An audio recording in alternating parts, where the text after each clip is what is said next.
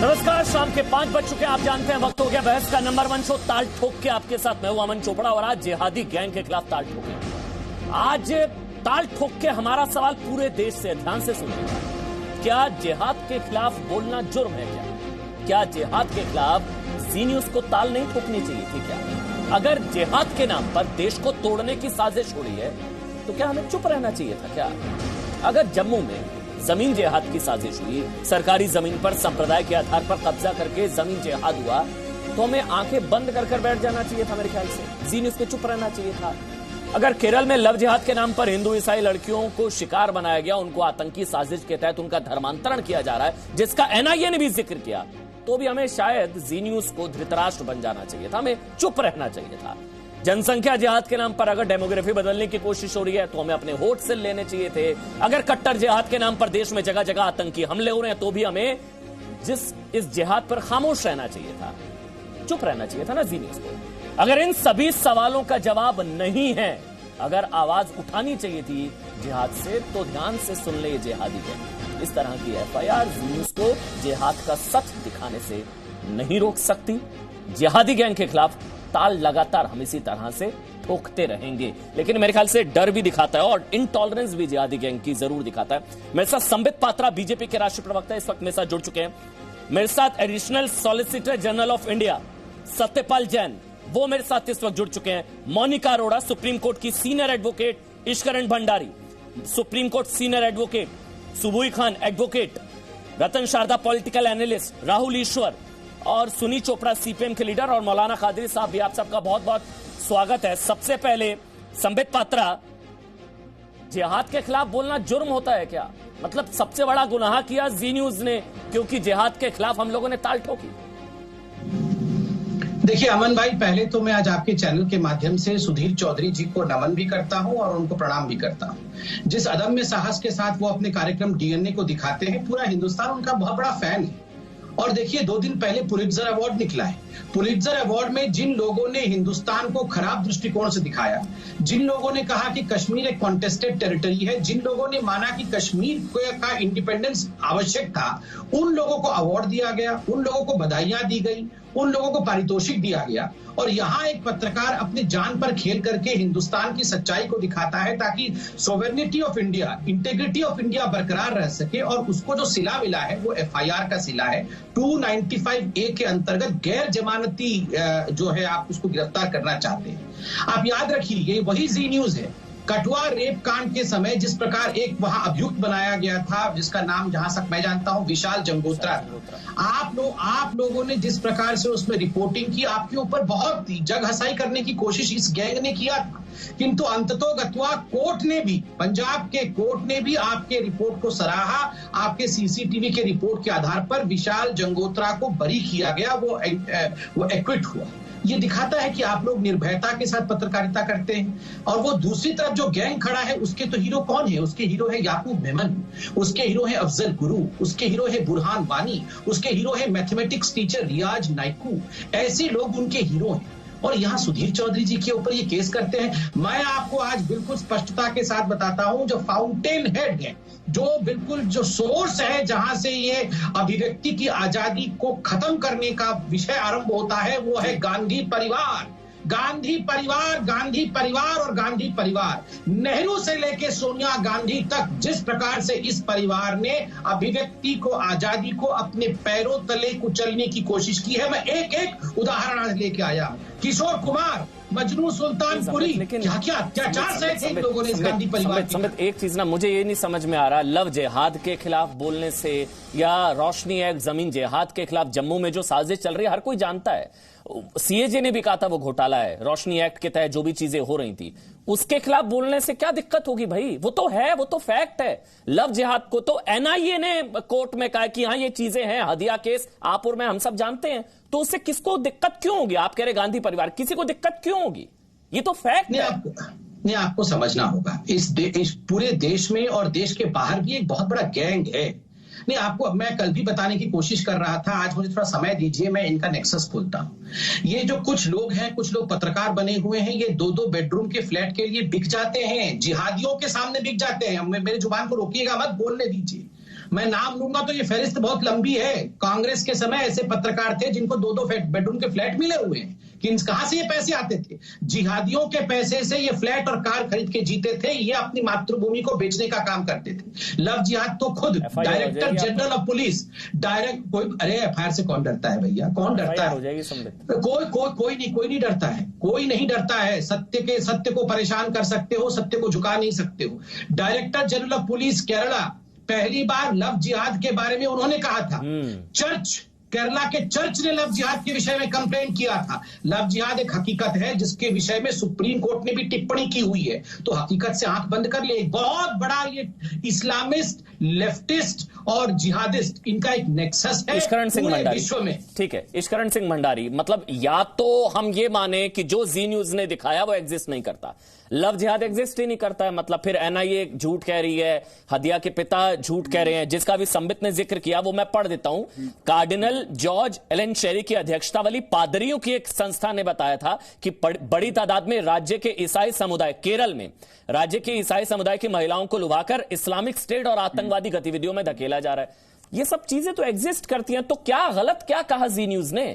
ये तो एग्जिस्ट करती हैं। अमन जी, जी न्यूज ने कुछ गलत नहीं कहा। कैग की रिपोर्ट है, मैं सुबह की आपकी डिबेट में भी था, वहां पे जम्मू कश्मीर के पूर्व डिप्टी सीएम थे, वो कह रहे थे हाई कोर्ट में भी केस चल रहा है जमीनों को लेके।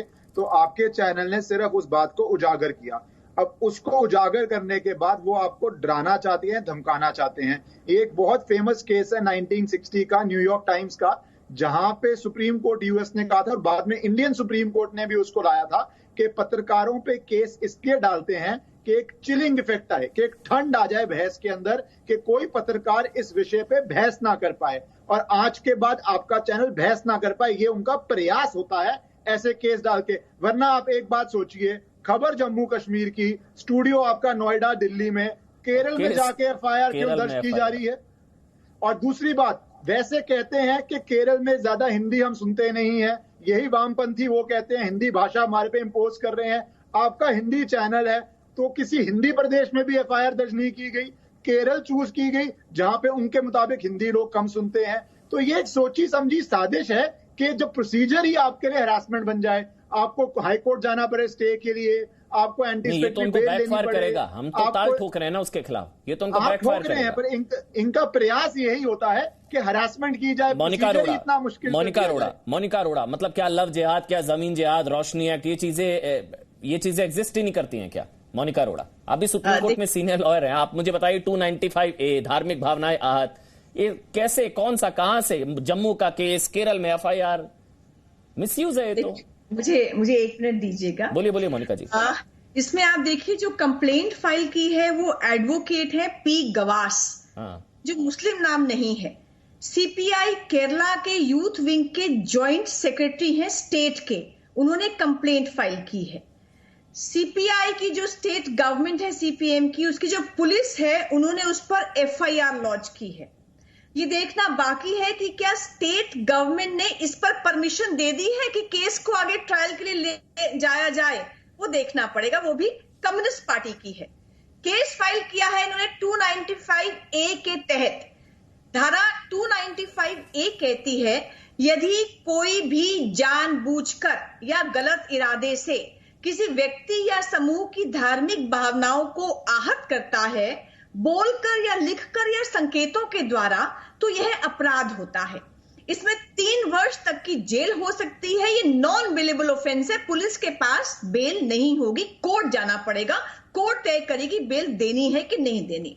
इसमें बहुत इंपॉर्टेंट बात है, ये जो 295A है ये राज्य के खिलाफ अपराध पर होती है, क्योंकि राज्य परमिशन देता है कि इसमें केस फाइल होना चाहिए कि नहीं होना चाहिए, ट्रायल होना चाहिए कि नहीं होना चाहिए जी। तो जो आपने टाइप्स ऑफ जिहाद बताया, वो केरल राज्य के खिलाफ एक आपराधिक साजिश कैसे है? वो आप बात कर रहे हो, जम्मू की बात कर रहे हो, बात कर रहे हो, दिल्ली में बात कर रहे हो, एफआईआर केरल में लॉन्च हो रही है, और विद इन 1 मंथ अगर ये सच है तो परमिशन भी दी जा रही है ट्रायल की। जो एक टुकड़े टुकड़े गैंग के कन्हैया कुमार थे, उनके खिलाफ ऐसी धाराओं में एफआईआर लॉन्च थी जिसमें परमिशन 4 साल के बाद दी है स्टेट गवर्नमेंट ने। यहाँ जो आम आदमी पार्टी की दिल्ली गवर्नमेंट है 4 साल के बाद परमिशन दी है उसको प्रोसिक्यूट करने के लिए, और यहाँ 1-1.5 महीने के अंदर परमिशन दी जा रही है। अगर दे दी गई है, ये देखने की बात है। और लव जिहाद तो आपका केरला हाई कोर्ट ने मेंशन किया है, एनआईए ने मेंशन किया है। आपके जो केरला की कैथोलिक चर्च है वो कह रही है कि फ्रॉड के बेसिस पर यहाँ धर्म परिवर्तन चल रहा है। लैंड जिहाद का जम्मू जाइए, जी न्यूज जम्मू के लोगों से पूछिए। जम्मू के लोग कह रहे थे कि कोई हमारे साथ नहीं था सच्चाई दिखाने के लिए, तो जी न्यूज वहां पर खड़ा था, व्यक्ति बच्चा बोल रहा था। इसलिए विशाल जंगोत्रा बरी भी हुआ अल्टीमेटली। जब जी न्यूज ने दिखाया, वो तो वहां था ही नहीं जम्मू में। तो इसका एक धर्म से क्या लेना देना? मेरे को तो सत्यपाल जैन जी ये नहीं समझ में आ रहा, जिसका भी मोनिका अरोड़ा ने जिक्र किया कि ये स्टेट के खिलाफ लड़ाई छेड़ना कैसे हुआ, धर्म से क्या लेना देना? ये लोग तो धर्म को बदनाम करते हैं, धर्म के लोगों को इनके खिलाफ फतवा लाना चाहिए। ये लोग हमारे खिलाफ फतवा ला रहे हैं। इन धार्मिक धर्म गुरुओं को तो फतवा लाना चाहिए ऐसे लोगों के खिलाफ जो जिहाद का गलत इस्तेमाल करते हैं। जमीन जिहाद, लव जिहाद, कट्टर जिहाद, सॉफ्ट जिहाद, इनके खिलाफ ताल ठोकनी चाहिए, इनके खिलाफ एफआईआर करानी चाहिए। ये हमारे खिलाफ करा रहे। Satyapal Jain, additional solicitor general of India. देखिए, जो धारा 295A है वो लागू होती है जब कोई व्यक्ति जानबूझकर डेलिबरेटली या मैलिशियसली, मैलिशियस का मतलब होता है बहुत ही गंभीर बदनीति के साथ, क्या करता है, या तो किसी के धर्म के खिलाफ अपमानजनक भाषा का इस्तेमाल करता है, या कोई इसके जो धार्मिक सिंबल्स हैं, समझ लीजिए धर्म के खिलाफ या धार्मिक सिंबल्स हैं, अगर उनको आहत करता है तब वो धारा 295A के अंतर्गत आता है। मान लीजिए कोई व्यक्ति श्री कुरान शरीफ के खिलाफ आपत्तिजनक भाषा का इस्तेमाल करता है, श्री गुरु ग्रंथ साहब के खिलाफ बोलता है, भगवान राम के, भगवान शिव के, भगवान कृष्ण के या जैन समाज के जो सिंबल हैं, अगर उनके खिलाफ बोलता है तब 295A आती है। ठीक। और उसके अंदर भी डेलिबरेटली होना चाहिए, मैलिशियसली होना चाहिए, और सरकार की एफआईआर लॉन्च करने से पहले परमिशन होनी चाहिए। इस केस में अगर जिहाद के खिलाफ जो संघर्ष की बात कही है, जिहाद के बारे में कुछ बोला है, वो ना तो किसी धर्म के खिलाफ है, ना ही किसी धार्मिक सिंबल के खिलाफ है, क्योंकि जिहाद ना तो इस्लाम का एसेंशियल इंग्रेडिएंट है और ना ही इस्लाम का या किसी और धर्म का वो सिंबल है। इसलिए सीधे सीधे 295A तो इस केस में एप्लीकेबल होता ही नहीं है। दूसरी बात, भारत का संविधान आर्टिकल 19 हर व्यक्ति को अपने विचारों की अभिव्यक्ति देता है। सुप्रीम कोर्ट के जजमेंट के बारे में भी कई बार आप रिएक्शन देते हैं, हाई कोर्ट के जजमेंट के बारे में भी रिएक्शन देते हैं, कई बार धार्मिक घटनाओं को लेकर भी आप कई बार अपनी राय प्रकट करते हैं। जैसे सती प्रथा कभी होती थी, आज सारा देश उसके खिलाफ बोलता है। इसलिए आप अगर ईमानदारी से अपनी बात किसी विषय के बारे में कहते हैं तो वो कतई 295A के अंदर नहीं आता। ये एफआईआर गैर कानूनी है, गैर संवैधानिक है, संविधान के विरुद्ध है, और अगर अदालत में जाएं तो मुझे पूरा विश्वास है ये टिकेगा नहीं। ठीक है, सुबुल खान, जिहाद के खिलाफ बोलना, धर्म विशेष के खिलाफ बोलना कैसे हो गया? जी अमन, देखिए 295A आईपीसी यानी किसी की धार्मिक भावनाओं को हर्ट करना। मुझे ये समझ नहीं आता कि लैंड एंक्रोचमेंट के खिलाफ बोलना या फोर्सफुल कन्वर्जन के खिलाफ बोलना या फिर टेरर के खिलाफ बोलना धर्म के खिलाफ कैसे हो जाता है। इसका मतलब आप अपने धर्म को खुद ही बदनाम कर रहे हैं। और एक दूसरा पॉइंट इसमें ये देखने वाला है कि कोई भी अपराधी या कोई भी दोषी किसी ना किसी धर्म का तो होता ही है। तो इस हिसाब से तो आप प्रेस को, पुलिस को, जांच सिक्योरिटी एजेंसीज को किसी को भी काम नहीं करने देंगे। तो आप डेमोक्रेसी के 4th पिलर मीडिया के काम में दखलंदाजी करने की कोशिश कर रहे हैं।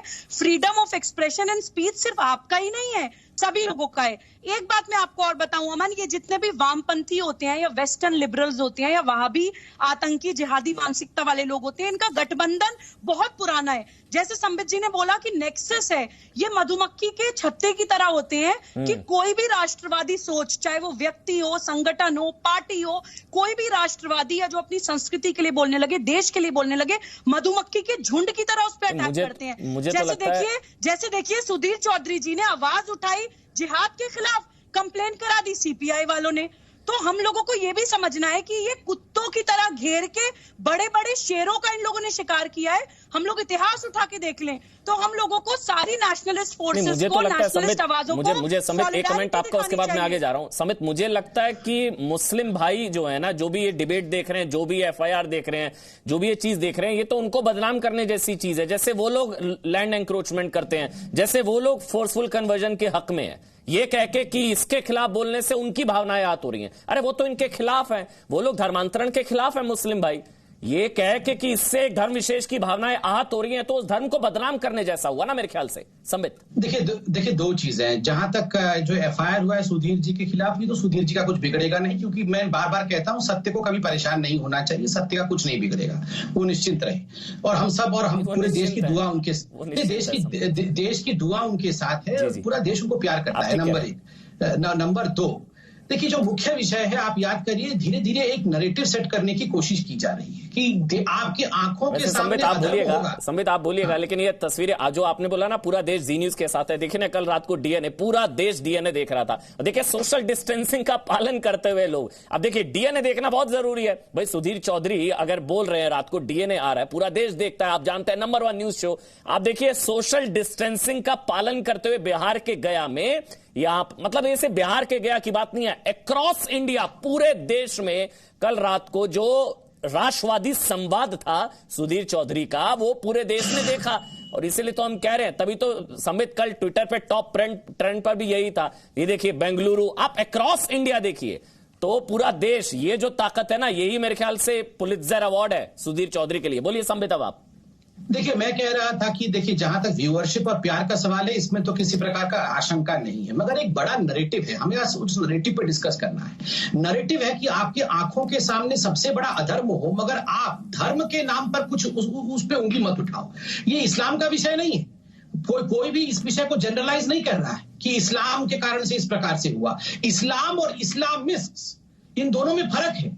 जिहादियों में और इस्लाम में फर्क है। अल्लाह का इस्लाम और मुल्ला का इस्लाम में फर्क है, ये आपको जानना पड़ेगा। और जिस प्रकार से मुल्ला के इस्लाम ने अल्लाह के इस्लाम से जिहाद को डिस्टॉर्ट करके निकाला है, इसको समझते हुए आजकल जो नैरेटिव फैलाया जा रहा है कि अगर आतंकवादी का नाम याकूब मेमन है तो आप याकूब मेमन मत कहो, थोड़े दिन बाद उसको धर्म छिपा दो, पहले तथाकथित कहो, तथाकथित समाज, तथाकथित आतंकवादी, फिर थोड़े दिन बाद कहो वो तो रामप्रसाद चौरासिया ने मारा था जी। इनका बस चले तो याकूब मेमन को रामप्रसाद चौरासिया बना दे, इनका बस चले तो ये जमात वालों को बोले जैन समाज के लोग, जे फॉर जमात जैन। इनके बस चले तो ये इसी प्रकार का नैरेटिव सेट करेंगे और हमें इससे 1 इंच पीछे नहीं हटना है। डट करके सामना करना। और मैं देख सकता हूं कार्ल मार्क्स आ गए हैं मेरे सामने, उनके लिए 2 शब्द कह दूं। कल भी मैंने कहा था, याद करिए, जहां तक कम्युनिस्ट पार्टी का सवाल है, शास्त्रों में भी कहा गया है, शास्त्र नहीं पढ़ते हैं मेरे भाई चोपड़ा जी, मगर शास्त्रों में कहा गया है, कौम नष्ट करोति इति कम्युनिस्ट, जो कौम को नष्ट कर दे, कौम संपूर्ण भावे नष्ट करोति इति कम्युनिस्ट है। ये है, बिल्कुल मैं भेजूंगा। कौम अनिष्ट करोति इति कम्युनिस्ट, कौम अनिष्ट करोति इति कम्युनिस्ट, जो बिल्कुल है। मैं भेजता हूं, अभी ट्विटर में डालूंगा, शास्त्र में डालूंगा। ये अच्छा चोपड़ा जी, आप जिहाद के साथ हैं, आप जिहाद के खिलाफ, ताल ठोकने वालों के खिलाफ अगर एफआईआर हो रही है लेफ्ट की तरफ से, तो आप मतलब आप जिहाद के फेवर में हुए ना, प्रो जिहादी? बिल्कुल नहीं। मेरा ये कहना है कि अगर वो एफआईआर एक्सेप्ट हुई है और अभी आपने इतने झूठ बोले हैं कि गिनती करने लगे आदमी तो आधा घंटा उसमें लग जाएगा। कौन से? आप ये समझ लो, मिला था गिनती करते। जो हडिया केस का नाम लिया है, हडिया केस में वो हारे थे और लव जिहाद खोखला निकला। आपको पता है हदिया के जो पिता हैं एम अशोकन, उन्होंने हलफनामे में क्या कहा था? मैं लाया था आपके लिए, मुझे पता था आप ये बोलेंगे। सुनिए, चलिए काम करते हैं, सुनिए, ब्लैक और व्हाइट रहना चाहिए ना, ताल ठोक के क्लियर रहना चाहिए। हदिया के पिता के एम अशोकन ने एफिडेविट में दावा किया कि उनकी बेटी वयस्क है और उनकी सहजता से खुद को अनजानों के समक्ष उन्होंने समर्पित किया, और उनकी तरफ से कहा गया कि उनकी बेटी को चरमपंथियों के नियंत्रण वाले सीरिया के इलाके में भेजने से रोका जा सका। उनका दावा था कि उनकी बेटी को वहां यौन गुलाम या मानव बम के रूप में इस्तेमाल किया जाना था। ये उनके पिता कह रहे हैं कि उनकी बेटी का एक तरीके से ह्यूमन बॉम्ब बनवाया जाता, उनको सीरिया भेजा जाता, आईएस भेजा जाता। आप सुनना चाहें मैं आज सुना देता हूं, सुनाइए सुनील चोपड़ा को हदिया के पिता का बयान सुनिए। आप एक बार सुनिए चोपड़ा जी। जब ये केस सामने आया था तो आपने भी बात कही थी और एनआईए की भी जांच में बात सामने आई थी कि किस तरीके से अकीला को किडनैप किया गया, उसको एक जगह रखा गया था, आपसे मिलने नहीं दिया जा रहा था, और उसमें एसडीपीआई और पीएफआई ने किस तरीके से अपना रोल निभाया था, क्योंकि उसमें पीएफआई की जो विमेन विंग की हेड है जैनबा, उसका भी नाम सामने आया था। वो उसका क्या रोल था, थोड़ा उस बारे में बता पाएंगे, क्या हो रहा था उस दौरान? देख लो, वो अभी इसके बाद इधर से कोर्ट में लेकर आया तो साइनवा था। साइनवा कौन है? साइनवा वही है अपना केस का मुखिया। इधर ही उसी दिन कैमरा वाले ने सीक्रेट कैमरा से पकड़ा हुआ वही है साइनवा। ये क्या किससे जुड़ी हुई है, किस ग्रुप के लिए काम कर रही है? अभी एसपीटीआई है, एसडीपीआई है, पीएफआई की एसपीटीआई है। अब वो इल्लू से हम बोल रहे तो हम देखने में बात करने में कोई सीधा साधा अच्छा लगेगा, लेकिन इसको बहुत अबर इनके पीछे बहुत कुछ कहानी है। इल्लू वो भी मैं सुनने के बाद मेरे को बैठ नहीं सकता था है? फिर भी क्या कर सकता, तो बैठी तो अपने साइड में नहीं है, हम कोर्ट में लेकर आया हुआ है, लेकिन वो नहीं है, मैं इनके साथ ही जाएगा, वो जाएगा बोल रही। मतलब आपने सुना, इनका नाम है केएम अशोकन। इन्होंने कहा कि उनकी बेटी को चरमपंथियों के नियंत्रण वाले सीरिया के इलाके में भेजने का इरादा था। उनकी बेटी को वहां यौन गुलाम और ह्यूमन बॉम्ब के रूप में इस्तेमाल किया जाना था। एसडीपीआई और पीएफआई का नेक्सस। अब बोलिए सुनील चोपड़ा जी, हदिया के पिता झूठ कह रहे हैं या आप लोग? आ रहे थे और उनकी बेटी अब अपने पति के साथ है, लेकिन आपने इतनी यातनाएं की उनको तकलीफ देके, शर्म आनी चाहिए। उनके पिता तकलीफ दे रहे हैं क्या? उनके पिता पोल खोल रहे हैं? आप उनके पिता कह रहे हैं कि वो धर्मांतरण करके आतंकी वहां आईएस भेजने का इरादा था। एनआईए ने भी कहा कि हाँ ये धर्मांतरण का नेक्सस है, ये लव जिहाद का एंगल है। आपको एनआईए पर भी भरोसा नहीं है? अच्छा, केरल की जो चर्च का दावा है उस पर भरोसा है? केरल में पादरियों की संस्था ने जो कहा था, बताऊं, केरल में पादरियों की संस्था ने कहा बड़ी तादाद में राज्य के ईसाई समुदाय की महिलाओं को लुभाकर इस्लामिक स्टेट और आतंकी गतिविधियों में धकेला जा रहा है। आप आंखें मूंद कर बैठे हैं। या तो आप उस तरफ के हैं सर, मुझे कहने में कोई हिचकिचाहट नहीं है, या तो आप तो लव जिहाद के साथ हैं क्या? आप लव जिहाद के साथ हैं? कानून से मतलब है, लव जिहाद कुछ नहीं है, झूठ निकला है। लव जिहाद कुछ नहीं है तो ये चर्च, पादरी, हदिया के पिता, हदिया के एनआईए सब झूठ। एनआईए झूठ बोल रही है, हदिया के पिता झूठ बोल रहे हैं, चर्च झूठ बोल रहे हैं, पादरियों की संस्था झूठ बोल रही है, सुनील चोपड़ा सच बोल रहे हैं। आप क्यों बचाते हैं लव जिहादियों? बस यही तो दर्द होता है ना लव जिहादियों को, जो आप बचाते हैं ना। राहुल ईश्वर, उसके बाद मैं कुछ लोगों के भी बयान सुनूंगा। राहुल ईश्वर एक मिनट, राहुल ईश्वर, लव जिहाद नहीं करता जी। सुधीर चौधरी जी हमारा देश का सबसे एमिनेंट न्यूज पर्सन से एक है और सी न्यूज देश का सबसे मशहूर चैनल है। और किसी भी तरह का जुडिशियल हैरासमेंट और पुलिस हैरासमेंट ये निंदनीय है, ये ठीक नहीं है। और जैसा संबित पात्रा जी ने कहा, एक बहुत इंपॉर्टेंट पॉइंट है, इस्लाम और इस्लामिज्म दो डिफरेंट है।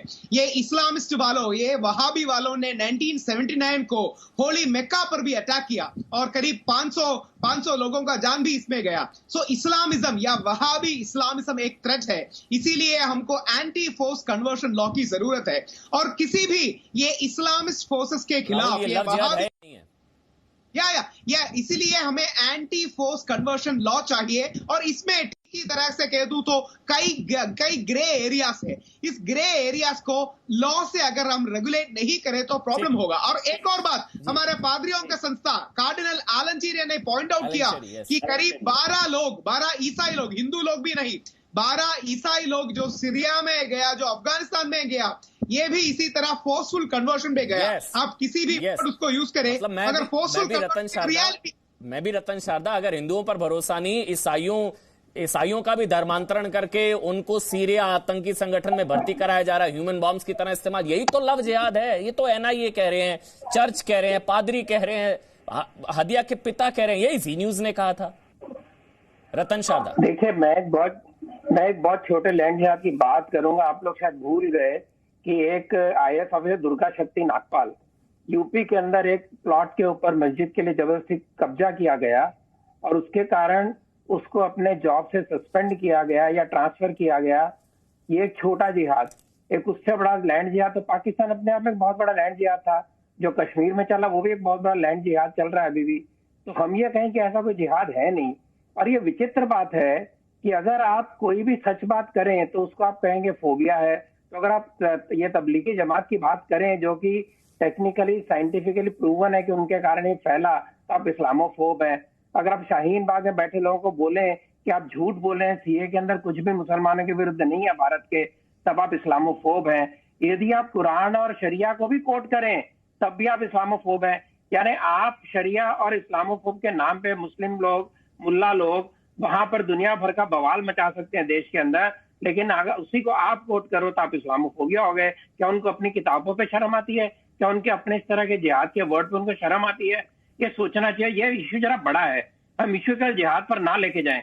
हम मत भूलें कि पहला अमेंडमेंट जो आया था फ्रीडम एक्सप्रेशन पे नेहरू जी लेकर आए थे, ऑर्गेनाइजर का एडिटर जेल में गया था, मजरू सुल्तान भी 7 महीने जेल में रहे थे।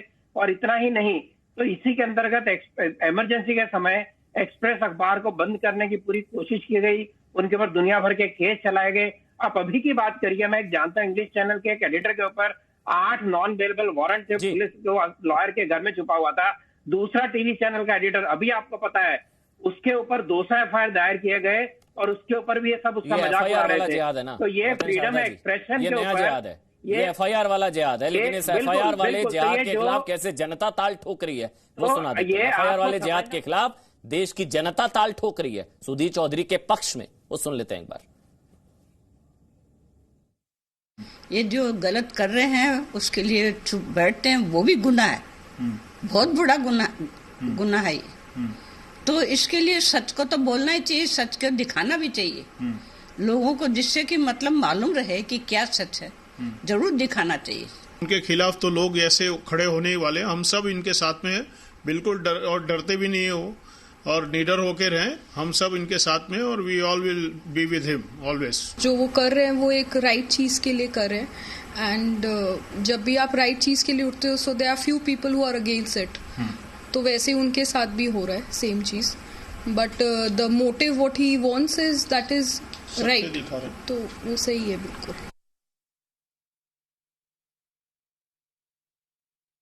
तो ये तो सीधा एक राष्ट्रवादी पत्रकार जो है उसको रास्ते से हटाने के लिए ही ये एफआईआर है, लेकिन मुझे लगता है कि जो निर्भय और जो पत्रकार है वो डरेंगे नहीं, और पूरा देश उनके साथ है और पूरा देश जी न्यूज के साथ है। जी न्यूज बोलता पूरी करेक्ट बात बोलता है कि भाई यहाँ पे ये गलत हो रहा है, मुसलमान का ये गलत हो रहा है, हिंदू का ये गलत हो रहा है। अरे सही बोलना क्या गुनाह है क्या?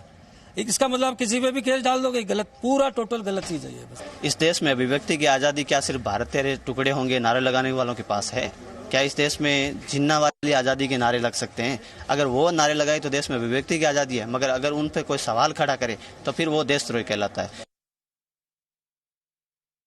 फ्रीडम ऑफ स्पीच जो है इसके ऊपर एक अंकुश लगाने की कोशिश की जा रही है। सुधीर चौधरी जी हो, आपके साथ पूरा हिंदुस्तान खड़ा है, आपके साथ पूरा नेशनलिस्ट फोर्स खड़ा है, आपको घबराने की जरूरत नहीं है। सुधीर चौधरी जी ने इनको पूरे देश भर के सामने जो नकाब उतारा है ये उनकी बौखलाहट है, पर मैं इनको बता दूं कि एक सुधीर चौधरी के खिलाफ जो एफआईआर आप लोगों ने की है और हथियार बनाया है, इससे करोड़ों सुधीर चौधरी पैदा होंगे और जो आतंकवाद का जो तांडव इस देश के अंदर रचा जा रहा है वो खत्म होगा।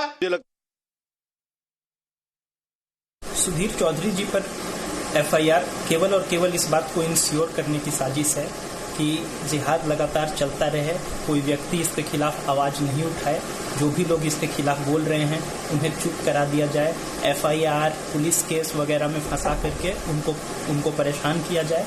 जिस प्रकार से आपने इस खबर को दिखाया है, आपके ऊपर एफआईआर हुआ है केरल में, हम इसकी घोर विरोध करते हैं, घोर निंदा करते हैं। आपके संग इस देश की पूरी जनता आपके संग खड़ी है। आप लगातार इस खबर को दिखाते रहिए, यह देश आपके साथ खड़ा है। सुधीर चौधरी जी का हम समर्थन करते हैं। देखिए, हमारा हैशटैग था जिहाद वर्सेस जी। हमने यही कहा था कि फैसला आपका, आपको फैसला करना है आप किस तरफ खड़े हैं। देश की जनता ने फैसला किया कि वो जिहादियों के साथ है या जी के साथ है।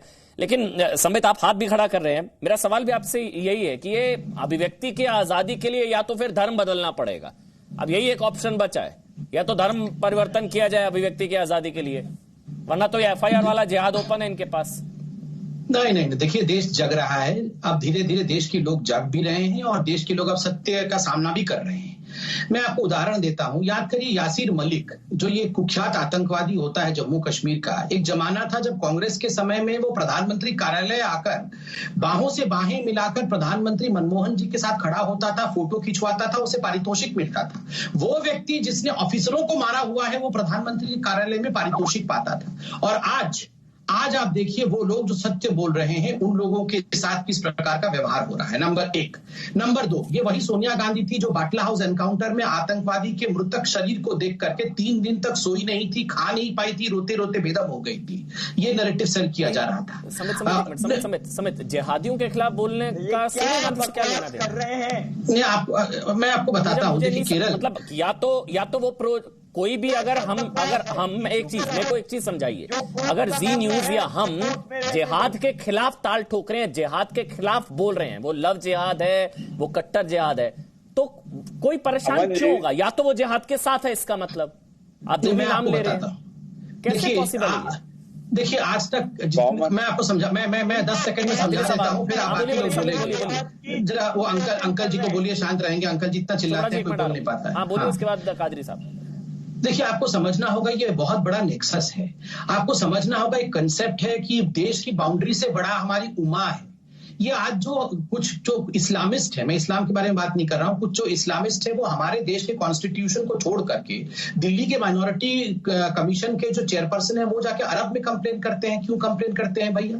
उनको हमारे कॉन्स्टिट्यूशन पे विश्वास नहीं है, यहाँ तो कॉन्स्टिट्यूशन पोस्ट होल्ड करते हैं, वहां जाके कंप्लेन करते हैं कुवैत में। ये समझना होगा कि ये नहीं चाहते हैं कि कोई भी, ये डराना चाहते हैं कि कोई भी अगर सही विषय को, आतंकवाद के विषय को छेड़ेगा, कोई भी अगर जिहाद के विषय को छेड़ेगा, लव जिहाद के विषय को छेड़ेगा, कश्मीर की हकीकत को दिखाएगा, तो हम छोड़ेंगे नहीं, हम छोड़ेंगे नहीं। ऐसा तो होगा नहीं, फिर ऐसा तो होगा नहीं कादरी साहब की जी न्यूज भी नाइकू को कहने लग जाए कि दर्जी का बेटा या हेडमास्टर का बेटा, मतलब आतंकियों के महिमा मंडन वाला भी एक जिहाद है। मतलब जिहाद के खिलाफ बोलना, एक धर्म विशेष के खिलाफ बोलना कैसे हुआ, ये मुझे समझाइए आप। जहां तक आपका ये लैंड का मसला है जम्मू का, जब कॉमनवेल्थ गेम का कोई स्कैम होता है तो कहा जाता है कॉमनवेल्थ गेम स्कैम। जब राफेल के ऊपर इल्जामात लगते हैं तो कहा जाता है राफेल इल्जाम।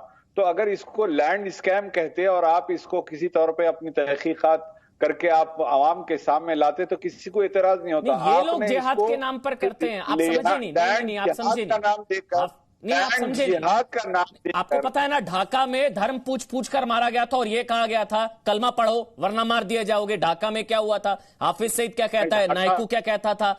ये लोग जिहाद को बदनाम करते हैं, जिहाद के नाम पर ये करते हैं। ये लोग कहते हैं कि ये जिहाद है हमारा, हम जिहाद छेड़ेंगे देश के खिलाफ। ये लोग जिहाद को बदनाम करते हैं, इसलिए मैं कह रहा हूं लव जिहाद, कट्टर जिहाद।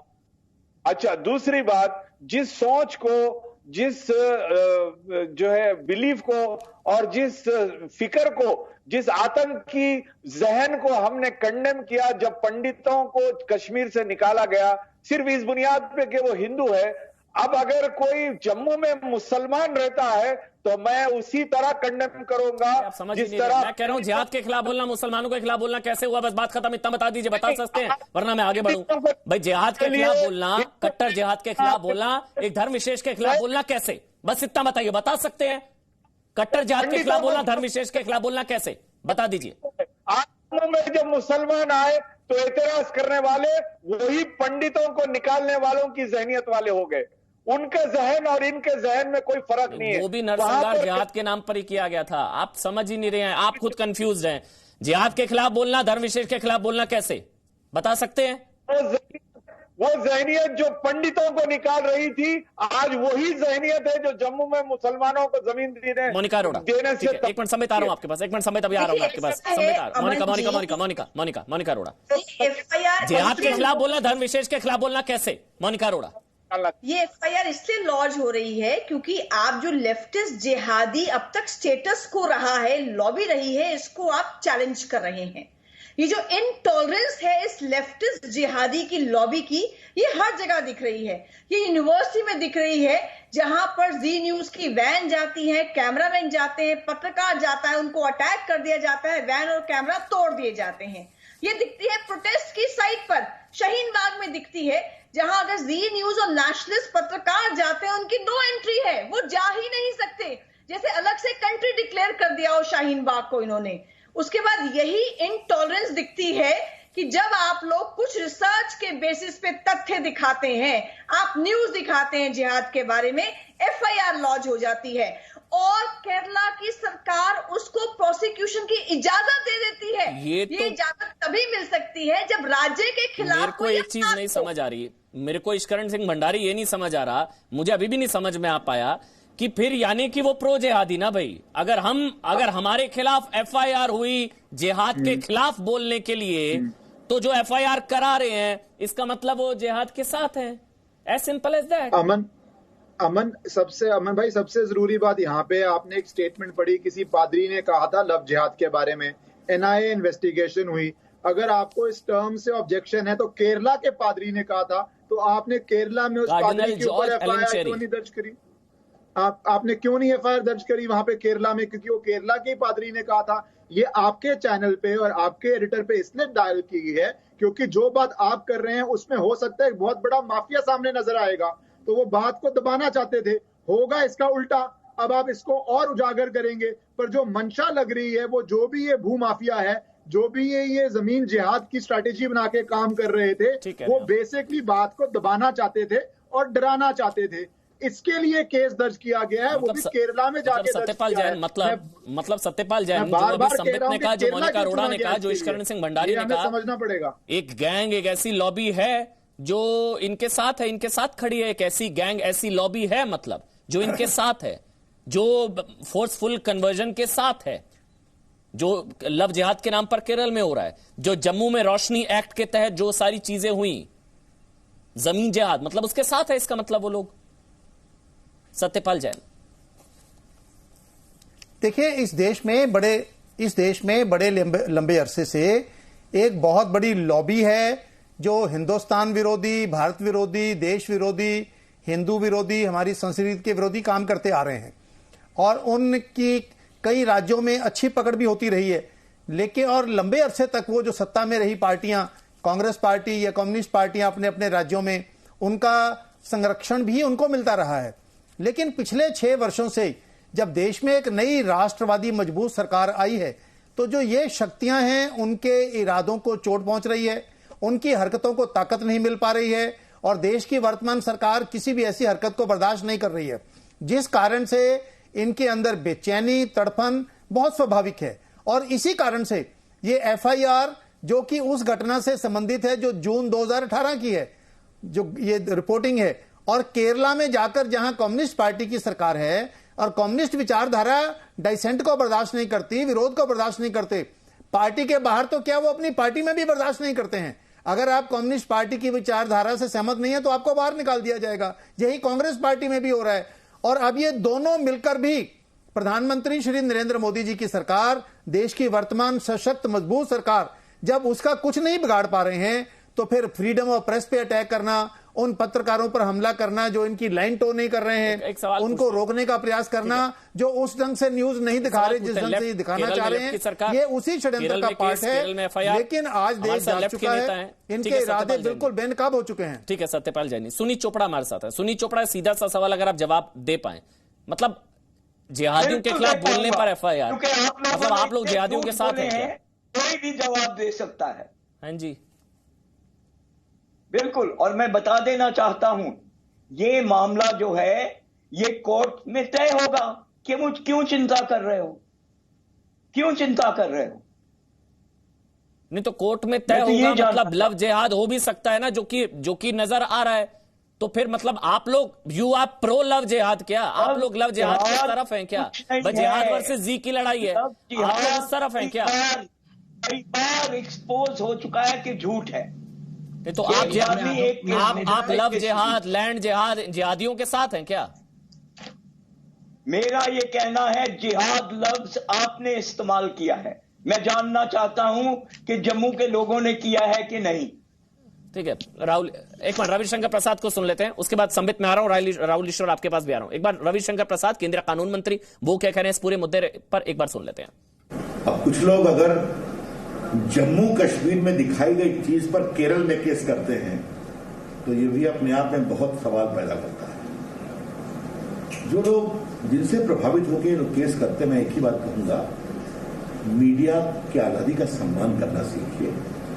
और मीडिया को अनावश्यक दबाएंगे तो उससे किसी की राजनीति आगे नहीं बढ़ती है। तो लव जिहाद या जमीन जिहाद, जिहाद के खिलाफ बोलना जुर्म कैसे? लेकिन चोपड़ा साहब, जिहाद का शब्द तो आतंकियों ने दिया ना, कि वही तो जिहाद के नाम पर आतंकी हमले करते हैं, कट्टर जिहाद।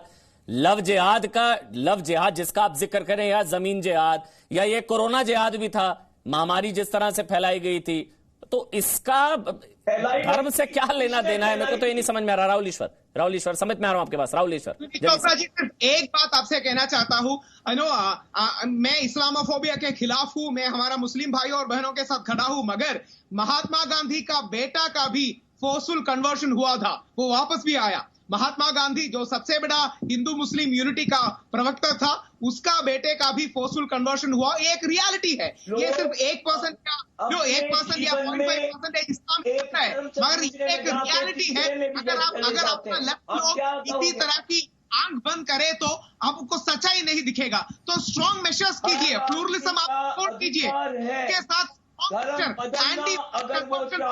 ऐसे भी आप उसको भी प्रेशराइज डालिए। वो है अगर वो संबित आपके लिए तो धर्म अफीम है सर, आप कहां से धर्म के चक्कर में पड़े हैं चोपड़ा साहब? संबित पात्रा, देखिए अरे चोपड़ा जी सुनिए नाम क्यों लेते हैं, फिर डिस्टर्ब करना शुरू कर देते हैं। आप शांति से बैठने दीजिए ना। ठीक है कह रहे हैं कि भाई जिहाद क्यों कहते हैं, लव जिहाद या जमीन जिहाद? जिहाद भड़काओ मत अमन भाई, उनको भड़काओ मत, फिर वो किसी को बोलने नहीं देते हैं। शांति से अंकल जी को बैठने दो, हमें बोलने दो। ठीक है, थैंक यू। देखिए केरल में मैं आपको 2-3 फैक्ट्स केरल का बताता हूँ। केरल राज्य में आज से 3 साल पहले एक सड़क का नाम रखा गया गाजा स्ट्रिप। आप सोचिए, केरल में आधिकारिक रूप से म्युनिसिपैलिटी ने रखा एक सड़क का नाम गाजा स्ट्रिप। केरल में किसी कम्युनिस्ट पार्टी ने एक पोस्टर रिलीज किया आज से 1.5 साल पहले किंग जोंग यून की फोटो के साथ। प्लीज अंकल जी का साउंड को कम कर दीजिए, प्लीज ये अंकल जी का प्लीज साउंड कम कर दीजिए, बहुत परेशान करते हैं। Thank you. देखिए आज गाजा स्ट्रिप रखा, हाँ गाजा स्ट्रिप भी रखा। इसी केरल में किंग जोंग यून के साथ फोटो लगा करके सीपीआईएम ने अपने आधिकारिक पोस्टर रिलीज किए। इसी केरल में सीपीआईएम ने एक महिला का फोटो लगाया जो कि पैलेस्टीन की महिला थी, और दिखाया कि किस प्रकार से पुलिस उसको पेलेट मार करके इंज्योर करती है। कश्मीर की फोटो है।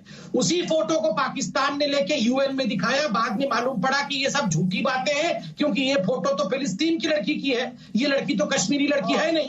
मगर वह पूरा फोटो पहले सीपीआईएम ने पोस्टर के रूप में केरल में यूज किया था। सीपीआईएम के बाद पाकिस्तान। अरे बंधुगण, अंकल को जरा ट्वीट करके दिखा देना सब लोग। अंकल जी चिंता मत करो, सारे बच्चे अभी ट्वीट करेंगे और आपको टैग कर देंगे। आप तो है नहीं ट्विटर में, खैर तो आपको दिखा देंगे, सब दिखा देंगे सब।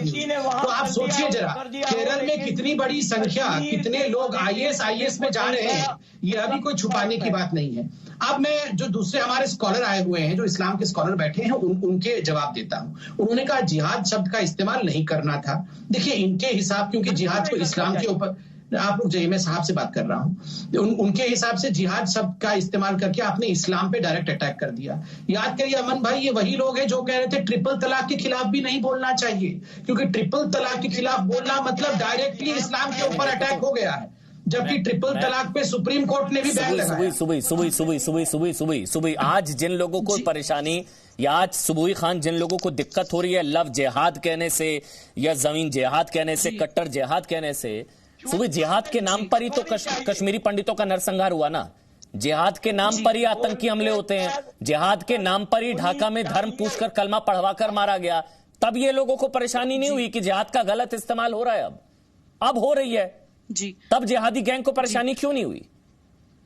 अमन देखिए, इन लोगों को ये समझने की जरूरत है। अरे इनको बोलिए प्लीज। सुनी जी प्लीज, रिक्वेस्ट कर रहा हूं सर, आप सीनियर है, सुनी चोपड़ा प्लीज। सुबही खान बीच में मत बोलिए, अच्छा नहीं लगता है, प्लीज। आपका नाम लूंगा तब बोलिएगा सर, अपनी टर्न पर। सुबही खान आप बोलिए। ईश्वरन आ रहा हूं जी। अमन देखिए, मैं हमेशा ये बोलती हूँ कि कबूतर की तरह आंख बंद कर लेने का मतलब ये नहीं है कि मौत टल जाती है। इसमें कोई दो राय नहीं है कि जिहाद के नाम पर हमारे देश में, और ना ही सिर्फ हमारे देश में, पूरी दुनिया में क्या हो रहा है रेडिकल इस्लाम के नाम पे, ये किसी से भी अनदेखा नहीं है। तो इसमें आप एकदम डिफेंसिव मोड में आके या ऑफेंसिव मोड में आके जो झूठी एफआईआर्स करा रहे हैं उसका कोई फायदा नहीं है, और आप खुद ही एक्सपोज हो रहे हैं कि आप अपने देश के खिलाफ क्या एजेंडा चला रहे हैं। और जब पढ़े लिखे लोग कर रहे हैं तो साफ साफ पता चल रहा है कि डेलिबरेटली कर रहे हैं। एक चीज अमन मैं आपके चैनल के माध्यम से बोलना चाहती हूँ, सुनीत जी ने एफआईआर की वैलिडेशन की बात करी और ये बोला कि कोर्ट में तय हो जाएगा कि सही है कि गलत। अरे सीधा सीधा जैसे मोनिका जी ने अभी बोला कि जब स्टेट के अगेंस्ट क्राइम ही नहीं है, आप देखिए अमन, ये कोई इत्तेफाक नहीं है। एक वरिष्ठ पत्रकार के खिलाफ एफआईआर होती है महाराष्ट्र में, सुधीर चौधरी जी के खिलाफ होती है केरल में, मेरे खुद के खिलाफ कंप्लेंट लॉन्च होती है हैदराबाद में, एक अभिनेत्री के खिलाफ होती है राजस्थान में। ये कोई इत्तेफाक नहीं है कि वहीं ये सारी कंप्लेंट्स एंड एफआईआर हो रही हैं जहां पे ये सो कॉल्ड विधर्मी सरकारें हैं, सो कॉल्ड सरकारें हैं, लेकिन ये विधर्मी पार्टियां हैं। विधर्मी का मतलब जिन्हें अपना कर्तव्य पालन नहीं पता, जिनकी कोई विचारधारा नहीं है, सिर्फ और सिर्फ इनका एक मकसद है कि इन्हें सत्ता में रहना है, सत्ता में रहने के लिए ये गलत काम करने की पराकाष्ठा भी क्रॉस कर जाएंगे। अब ये जिहाद का सच बताने वाले विलन ये कैसे हो सकता है, मुझे तो समझ ही नहीं आ रहा ना। ईश्वरन सिंह भंडारी, मतलब जिहाद करने वाले हीरो है, जिहाद का सच बताने वाले विलन हो गए। जो जिहाद का सच बता रहे हैं उनके खिलाफ एफआईआर हो रही है, जिहाद करने वाले हीरो हैं, इनके हीरो हो गए ना जो लोग एफआईआर करा रहे हैं। बिल्कुल नहीं, दूसरी बात जैसे आपने कहा, फिर बीच में बोले चोपड़ा जी, आप एक मिनट फिर मत शुरू हो जाइए। सुनील चोपड़ा जी सीनियर हैं, मत मैं ऑडियो नहीं बंद करना चाहता आपका, समझिए सर, मैं नाम लूंगा आप बोलिएगा, अच्छा नहीं लगता ऐसे, आप सीनियर हैं प्लीज। ईश्वरन सिंह भंडारी, उसके बाद रतन शारदा, 30 सेकंड। हाँ जी अमन भाई, एक बात साफ और सीधी समझनी चाहिए, हम जिस बात के समर्थन में आते हैं उस बात को हम सपोर्ट ओपनली कर रहे हैं। हाँ। जब ये जमीन जिहाद या लव जिहाद के लिए समर्थन में आके खड़े हो रहे हैं, इसका मतलब है ये इस प्रैक्टिस को चलाना चाहते हैं। और दूसरी बात, जो इसके खिलाफ आवाज उठाए उसके ऊपर केस दर्ज करके उसको डराना चाहते हैं। और ये कहना, एक बात और कहूंगा, ये कहना कि कोर्ट में फैसला हो जाएगा, वो तो होगा ही होगा, पर आपकी नीति ये है कि आप इतना हरास करें, इतना कठिनाई क्रिएट करें, जिस बंदे को केरल जाना पड़े केस लड़ने के लिए। आप तो बड़ा चैनल है, पर ये सबको डराने के लिए किया जाता है, जो सबसे दर्दनाक और डेंजरस बात। ठीक है रतन शारदा, मतलब ये तो कुछ एक और चीज संबित, उसके बाद मैं आपके पास आऊंगा। रतन शारदा, ये तो कुछ ऐसा हो ना, ये मजहब का विक्टिम कार्ड है। हम बार बार कह रहे हैं जिहाद के खिलाफ बोलना, एक धर्म विशेष के खिलाफ बोलना कैसे हो जाता है? ये तो अपने आप वो लोग खुद जोड़ रहे हैं अपने आप को जिहाद के साथ। जिहाद का धर्म से लेना देना नहीं है। रतन शारदा, मैं जिस बात को पहले कह रहा था उसको आगे बढ़ाऊंगा। केरल के अंदर सबसे अधिक ISI की भर्ती हुई है, केरल के अंदर सबसे अधिक लव जिहाद के किस्से हुए हैं, केरल के अंदर सबसे अधिक जबरदस्ती शादियां और जबरदस्ती टेररिस्ट पैदा करने का काम हुआ। कम्युनिस्ट पार्टी का राज है। ये अजीब बात है कि जो धर्म को मानते नहीं, वैसे एक्सट्रीम लेफ्ट पूरे लाल लोग ये पूरी तरह से हरे लोगों के साथ में टाई अप कैसे करते हैं, ये बहुत बड़ा प्रश्न है। जहां पर ये एक तरफ कहते हैं कि किसी धर्म को नहीं मानते, वहीं पर ये मंदिरों से पैसे निकालते हैं और मस्जिदों को खाना देते हैं। ये कौन सा सेक्युलर सिस्टम इनका है जिसके अंदर बिल्कुल जिहादी लोग और कम्युनिस्ट इकट्ठे आते हैं? ये सच्चाई की बात करते हैं। सुनील चोपड़ा, मरीज झापी का हजारों लोगों का मर्डर का केस बंगाल सरकार का कम्युनिस्टों ने सालों साल दबाकर रखा, और आप कह रहे हैं, आप देखें सबरीमला पे केस करने वाला मुसलमान था और आप पे केस करने वाला कम्युनिस्ट है। यानी पहली बार आप देखेंगे कि जिहादी ताकतें और कम्युनिस्ट ताकतें इकट्ठा काम कर रही हैं, और ये सबसे बड़ा वो इकट्ठे काम कर रही है, इसलिए तो जिहादियों के साथ खड़ी हो गई ना एक तरीके से। इसलिए तो जिहाद वर्सेस जी की लड़ाई में फैसला जनता को करना था, जनता ने फैसला किया।